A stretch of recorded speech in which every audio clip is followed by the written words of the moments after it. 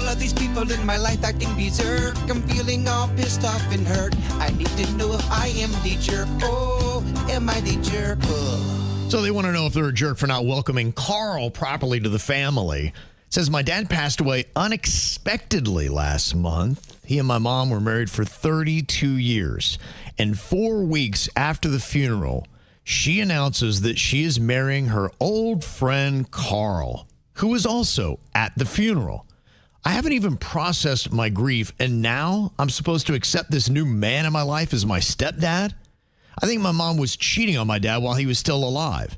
I refuse to talk to Carl, and I only speak to my mom to let her know my displeasure. Would I be a jerk if I refused to attend the wedding? Wait, how long again? It says here just last month the dad passed away. A month? Yeah, 4 weeks after the funeral, she announces she's marrying Carl. 4 weeks, a month. I mean, Mom, what are you doing? This is not good. Yeah, it's a crazy bad look. I mean, you know, the one thing they don't really go into is what was Dad's situation. In fact, on that show that I'm watching, Shrinking on Apple TV, there is the person that Harrison Ford is dating, and her husband has dementia. And she actually takes Harrison Ford to meet her husband. He's checked out. He doesn't know what's going on.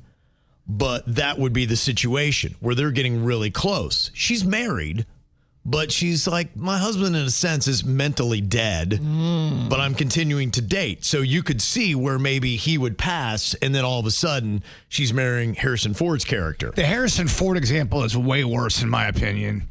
You can't. But I'm saying that might be what's happened here. You don't know that, you know, it could be that Dad had a debilitating disease for quite some time, and Carl was there as a friend. He just passed a month ago. You can't parade Carl in any way. You can't announce him as your boyfriend.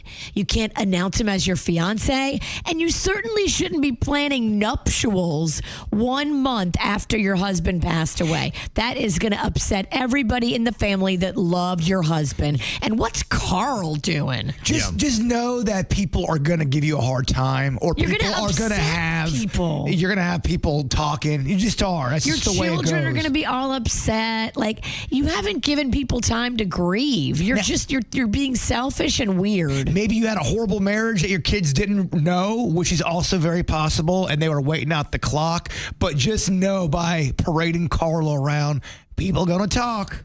Yeah. They'll do the math. They'll think you were cheating. That's so... But then again, how do we know the details of their... What if they had a horrible, horrible marriage? We don't, but it seems like the kind of thing Carl would do.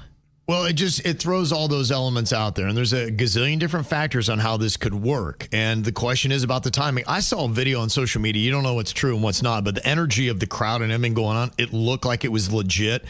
It was this guy's funeral, and the pastor who was presiding over the funeral proposed to the widow right there in front of the casket at the gravesite. That cannot be real.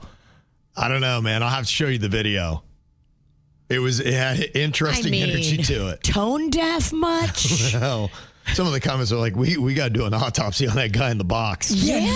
No kidding. Dude. Oh my gosh. Yeah, I agree. I think there's some time. And here you are talking about the kid that is having to go through this, and they don't want to go to the wedding with Carl. I don't blame them. Right. I don't think you're a jerk if you don't go. You can just be like, look, I am a month. I'm still processing my dad's death. I can't process my mom being with another man already. Dude, it's too much for me. When you lose a loved one that close, sometimes it doesn't really even hit you right away. It may take you a month or two to go, oh my gosh, Pop is dead. What you have to do is give it some time. If you want to be shagging Carl, do it secretly.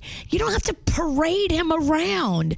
You and Carl can shack up and do whatever you want to do, but you got to give it like 3 months at least. Yeah, I'm going to say not a jerk on this. If you tell mom, be like, I'm sorry, you go have a good life with Carl, but I just can't be a part of that life. The life for you and me is the one that you have with Dad. Amen. Yeah. Now, this dad is wanting to know if he is a jerk for chucking his kids lemonade. Says, I pulled in to pick up some pizza the other day with my 8-year-old son, and I was about 10 minutes early, and we were waiting. I have one of those schedules where I sleep wherever I can. So I asked my son, hey, can you be quiet for 10 minutes? Dad's going to do a little power nap here. Well, of course, my son started making noises and all that kind of stuff and tapping on things. So I got upset for him waking me up from my power nap. So I took the lemonade he was drinking and I chucked it. Then we go home. He tells my wife and she is like, why would you do that? That is so rude. What a jerk you are. It's like, well, I told him he needed to be quiet for 10 minutes and he couldn't do that. It was a simple request that I believe an 8-year-old should be able to abide by. I think I was in my rights to do it. As a parent, is he a jerk for chucking that kid's lemonade? The fact that you're even arguing whether you're a jerk or not after you chucked lemonade in front of your kid shows you're like just like him, like an 8-year-old. I'm sorry. Yes, you're the jerk for throwing your son's lemonade. Yeah. There's other ways you could have handled that. It's hard for kids to be quiet while you take your nap. It just is. And I get it because in my house, naps are sacred. Yeah. But you're in a car. He's in the back seat. Like, this is not you at home peaceful in your bed and he opened up the bedroom door. This is a little different. You know what you just did? You just made your kid have issues with lemonade. Every time that kid has a lemonade, you think about dad chucking it out the car. He's going to always drink lemonade and spite you. When you die, when you're in your box, he's going to be drinking lemonade over you. Like, what do you think about this, Dad? You're going to wake up now? I love it.